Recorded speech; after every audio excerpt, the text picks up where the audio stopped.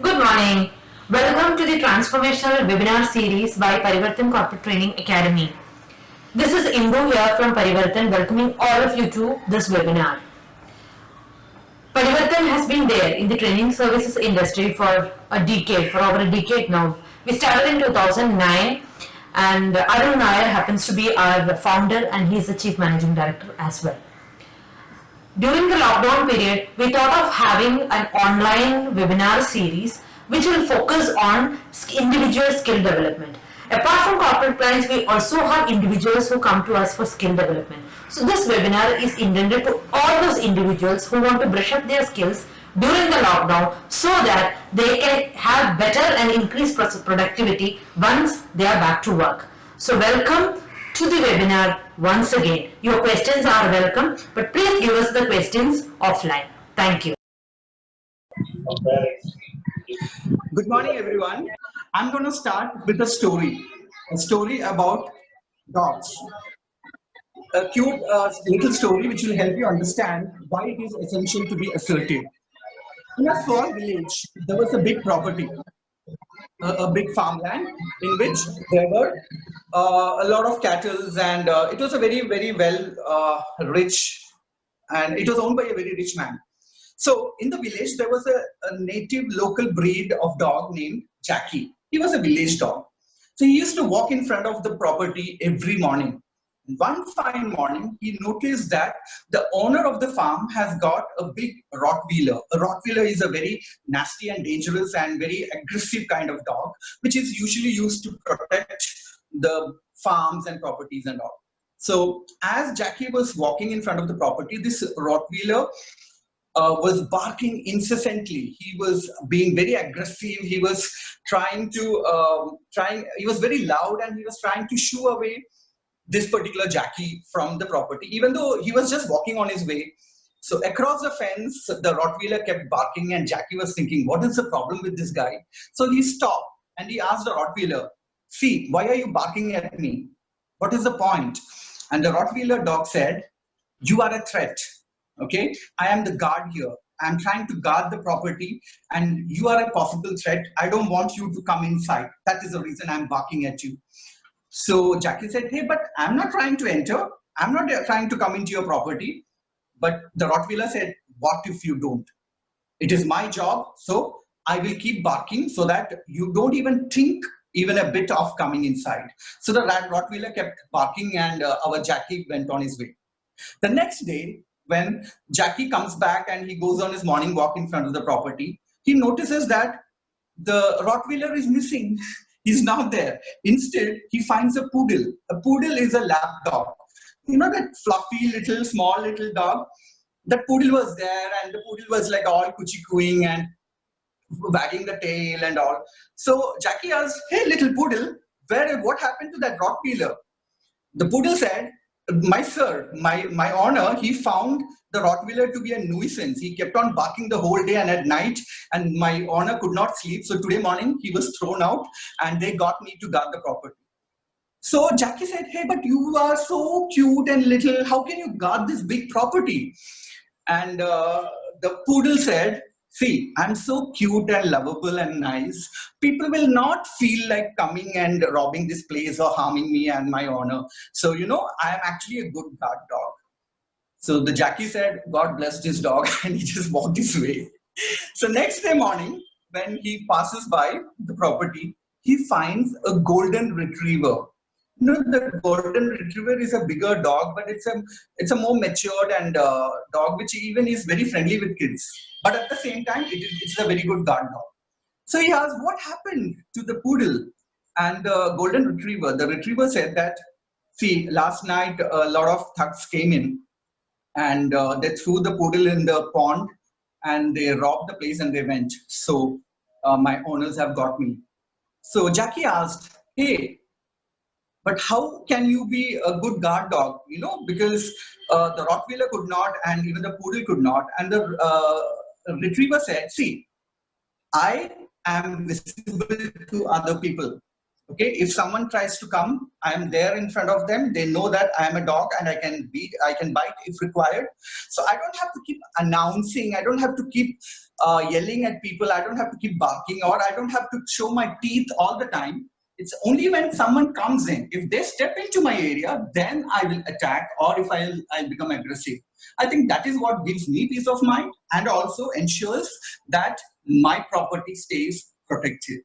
So this is the foundation. From these three different dogs, we can make out what is the best way to tackle ourselves and to tackle other people.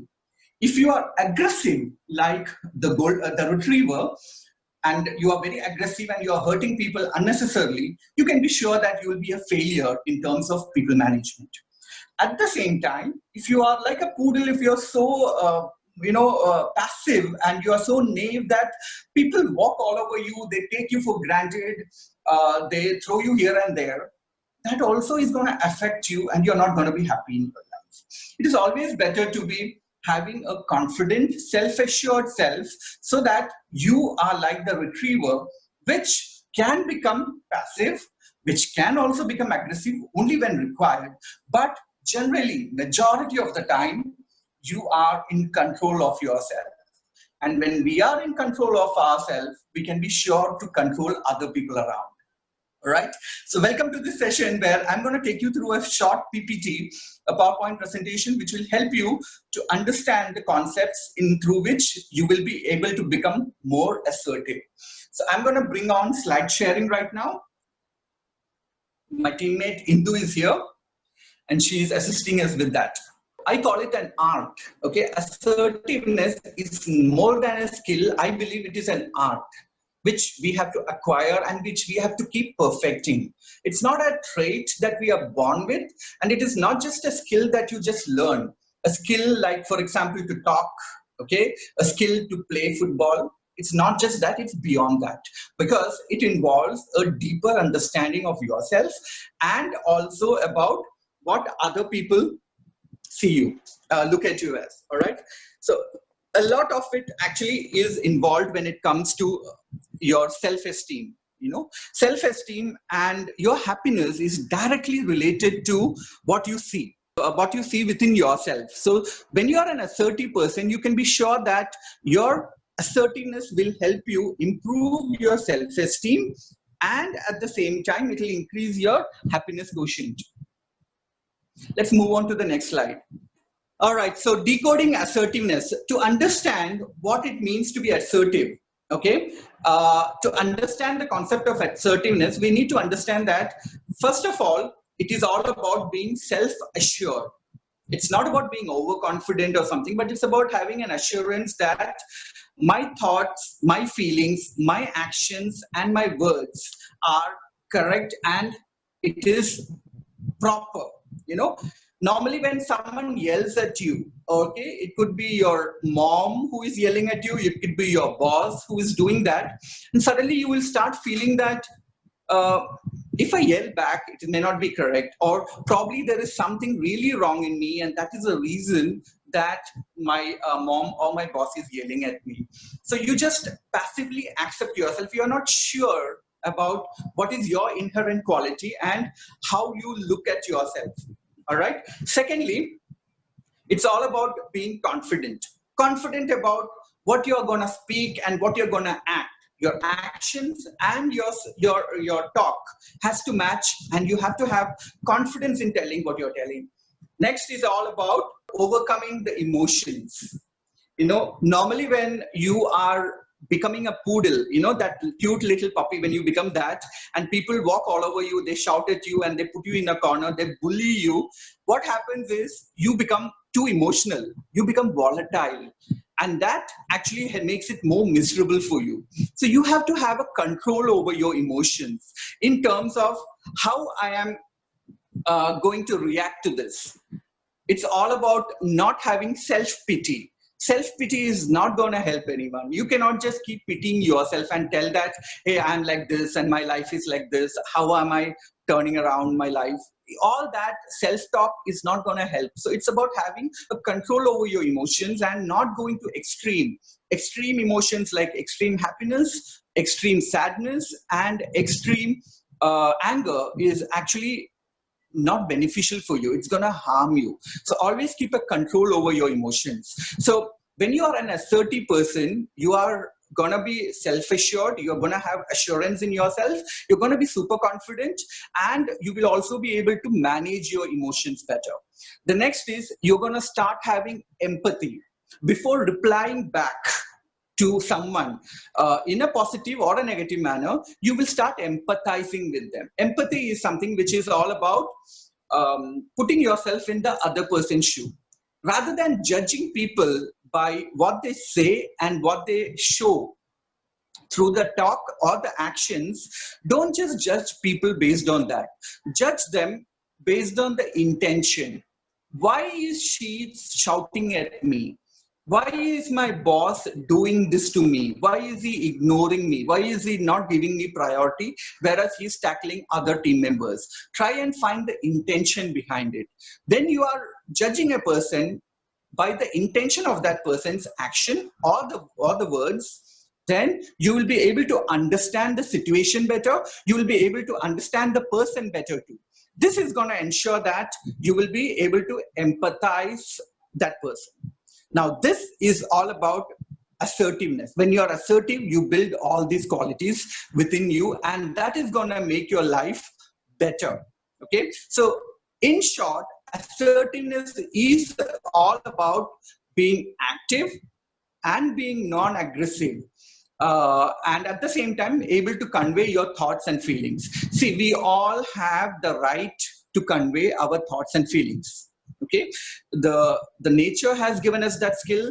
Legally, our constitution and socially, our society and family has given us the freedom to express ourselves without any restraint. We should do that.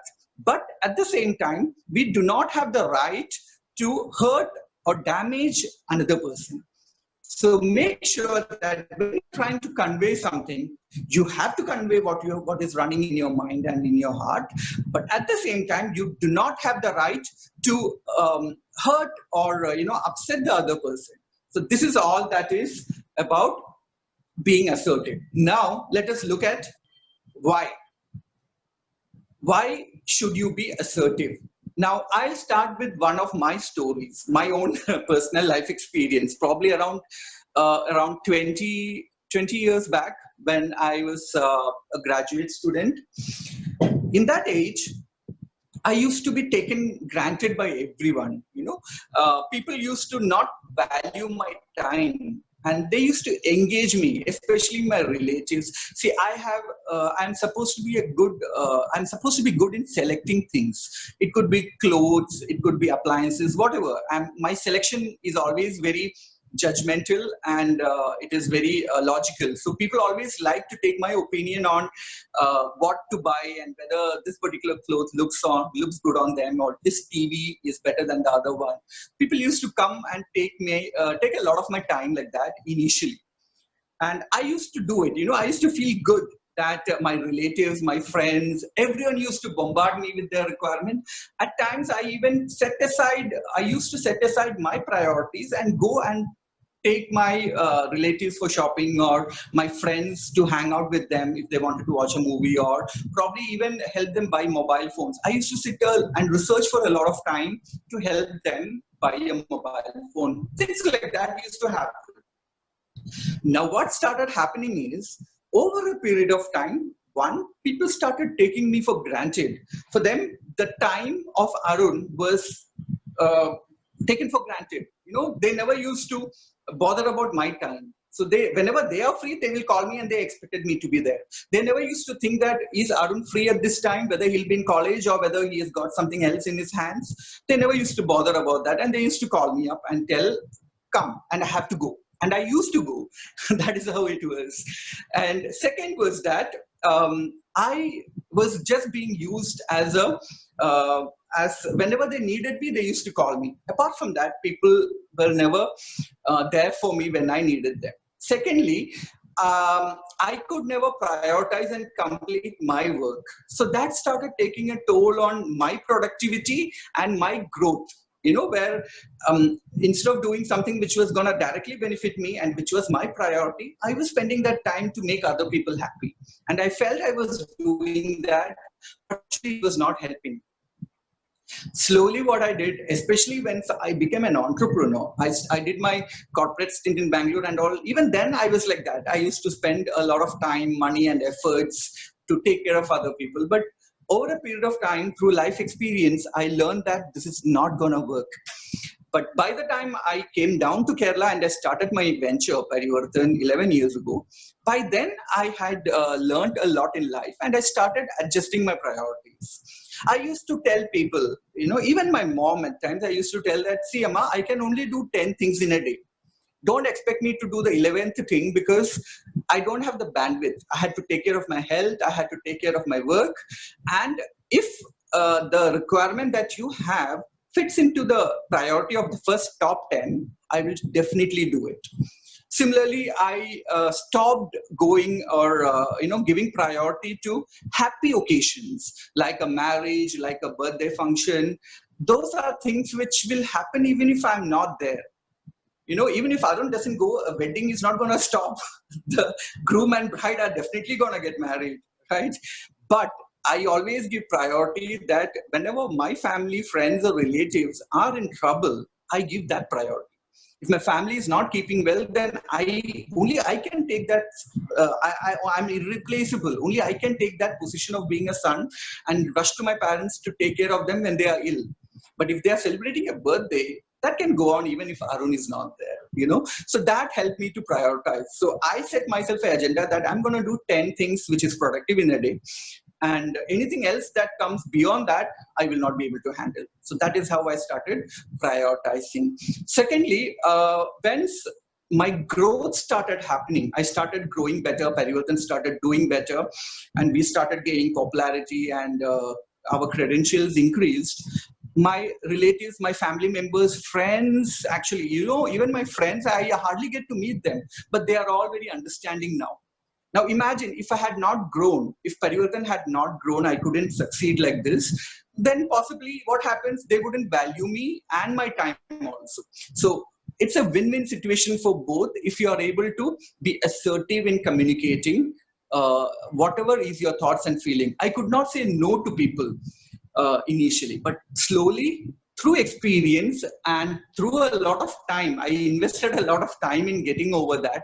I don't want you to do that. Don't spend too much time. And that is why the mistakes that I made, I'm trying to help you correct so that you don't have to spend your valuable time making those mistakes and gaining experience from it. Now let us look at why and how beneficial it is gonna be if you're assertive. First of all, it increases your self-esteem. When you give value to yourself, you become valuable and you put your time in terms of your self-growth, your self-esteem. Self-esteem is that feeling that you have for yourself. Do you feel like a loser? Do you feel like someone who is not able to do anything in life? Or do you feel like a powerful person who is able to do things in life? So that is where your self-esteem plays a major role. If your self-esteem is all about, I'm a loser, I'm not doing anything in my life, I'm being taken for granted by people, then of course you're suffering from low self-esteem. And at the same time, if you are a powerful, if you got a powerful self-esteem, it wouldn't matter to you what other people tell about you. Okay, especially if it is not in a good intention. If people are talking backbiting about you, if they are bitching about you, if a self-esteemed person will not get hurt by all that, you know that this is my value, I have my strengths, I have my weaknesses, but what they are telling is biased. So I'm not going to respond to that. It helps to improve your self-esteem. Next is stop feeling like a doormat. You have this feeling where people come and treat you like a doormat. They use you, they abuse you, and then they leave you and go their way. Well, I wouldn't blame them for doing it.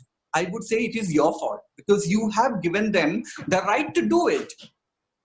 Well, how can people abuse you? How can people use you? It's only because you allow them to. So I wouldn't blame them. When I have individual clients who come to me and they tell me about their challenges, majority of the time I find that The problem is actually with them, not with the people who are around them. So when you're going to become assertive, it is going to help you feel like a winner and not like a loser. Next, it is going to improve your productivity. How? Because you will start spending less time sitting and worrying and getting upset over things, which is gonna killing. When you are worrying about something, when you are feeling bad and feeling self-pity, it is actually eating into your time.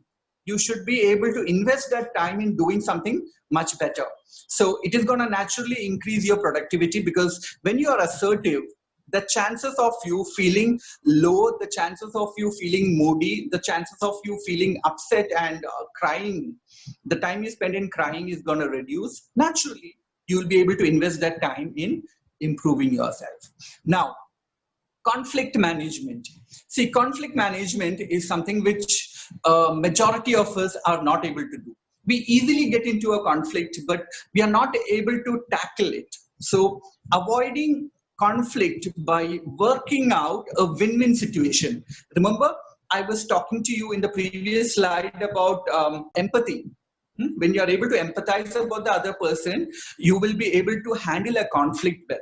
So think, why is this person reacting to me in this manner?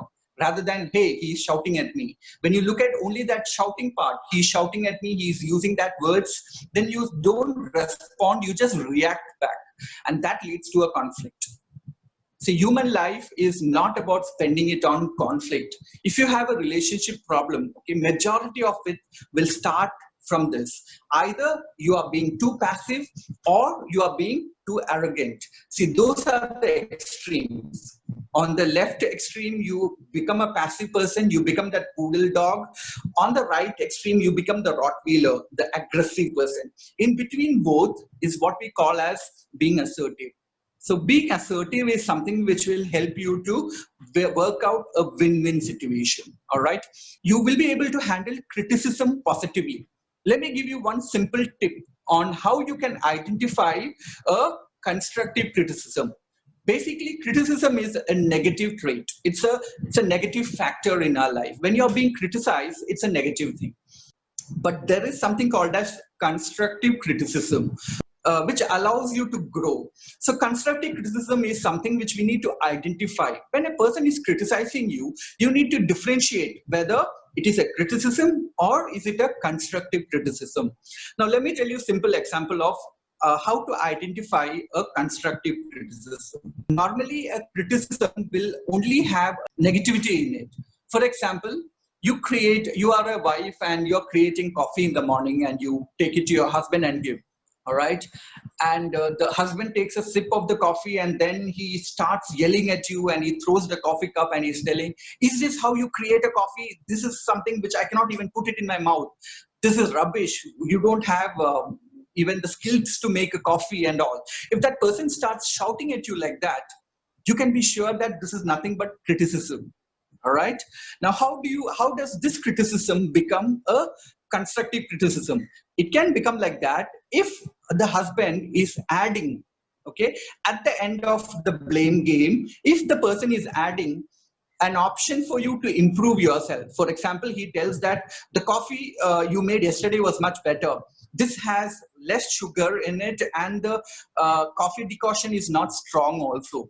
So if you get that input at the end, which is telling you how you can improve, all right, that you should take it as a constructive criticism. Now, your husband need not be telling it to you in a goody-goody manner. He can still throw the coffee cup. He can still yell at you. But after all the yelling, at the end, if he is adding that constructive way of how you can improve, then you can be sure that this is a constructive criticism.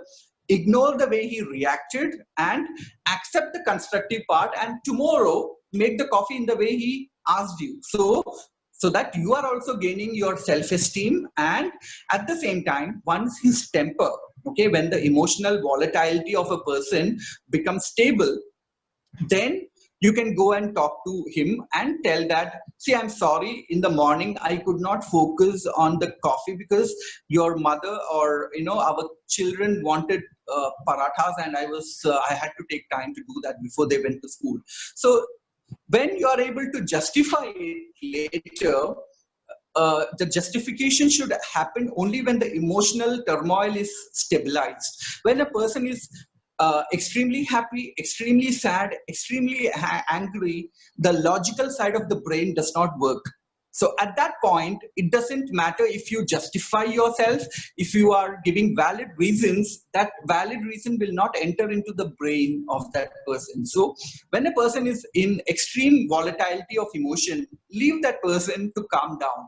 Once the person has calmed down, then you enter and tell that, give the logic, give the justification.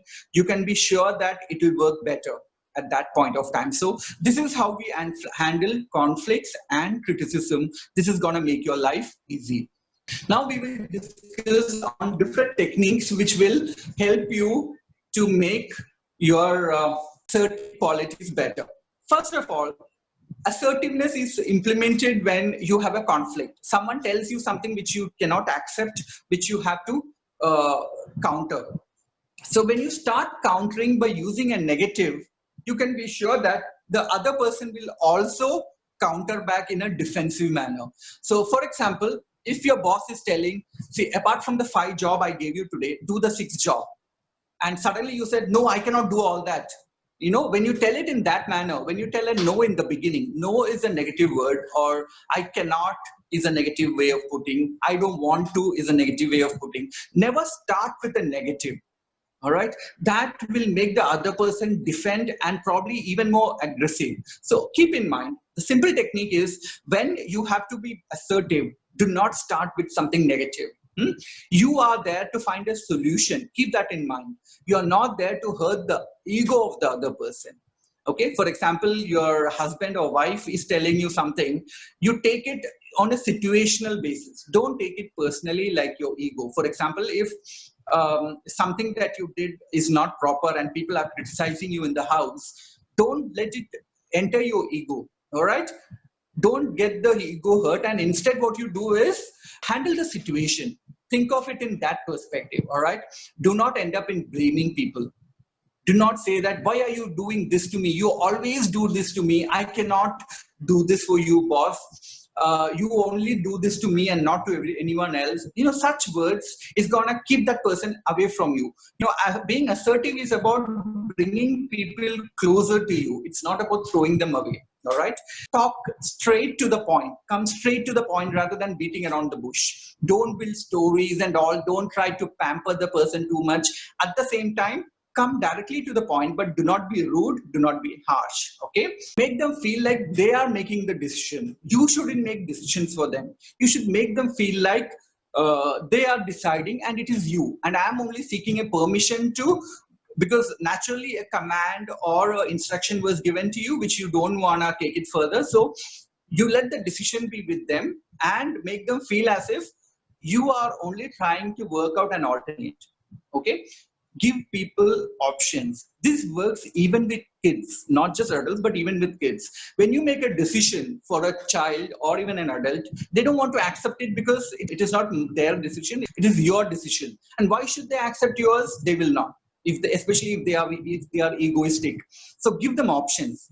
For example, if a child comes to you and asks like, I want chapati in the morning, and you know that you don't have the time to make chapati, and you tell them chapati I cannot make, you can only have idlis. Naturally the child will not want. So what you can do is, rather don't start with a negative and tell that, see, I made you chapati yesterday, na? So today I can either make you idli or dosha. What do you want? So again, the child will get options and child will say, I want dosha. Okay, and the decision is taken by the child, right? So child will feel good, and because it is his decision, the child will eat the dosha also. Whereas if it is your decision, there is a chance that the child will not obey you. Now you can put this example in different contexts of your professional, social, family life, and you will know how to utilize it. Show empathy. You should tell people that I know you are feeling like this and that is the reason you are asking me to do. However, I cannot accept this particular thing at this point of time because my hands are full or I do not have time for this. Simple. Okay. Next is state your challenge. Tell them what is the problem in doing what they are telling or the challenge that you're facing with them. Tell your problems and empathize, make them empathize with you. That really works. Always work for a win-win situation. That really works. You shouldn't let them lose, and at the same time, you should not lose it also. All right.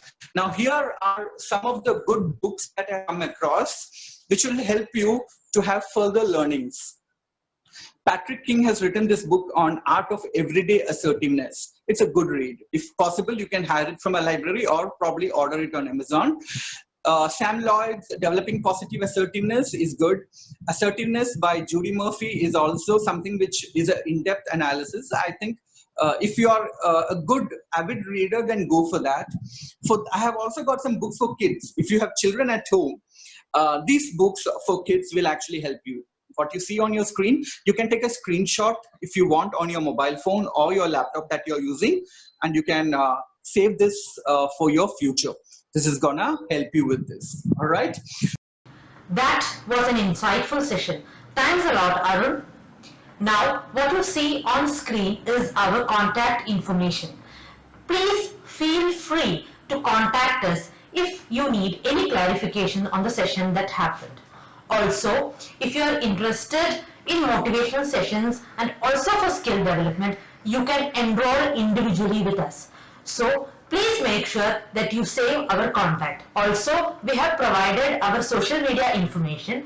If you want to listen to or attend future webinars, please stay connected with us on social media.